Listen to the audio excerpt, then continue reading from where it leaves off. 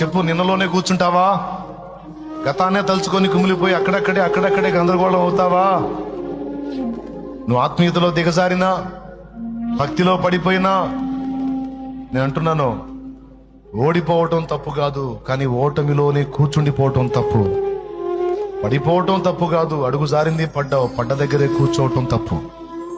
మరేం చేయాలి? పడ్డవాడు తిరిగి లేవాలి. ఓడిపోయినవాడు ఏం చేయాలి? దేవుని శక్తి పొందుకొని, దేవుని పాదాలు పట్టుకొని తిరిగి, దెబ్బ తిన్నోడేం చేయాలి? దేవుని పాదాలు పట్టుకొని కొంచెం తేరుకొని తిరిగి దెబ్బ కొట్టాలి. కొడితే ఈసారి శత్రువుకి చుక్కలు కనపడాలి, పట్టపగలే. దేవునికి మహిమ కలుగును గాక. విశ్వాసం కలవాలి, ఈ విషయాలు స్వతంత్రించుకుంటారు.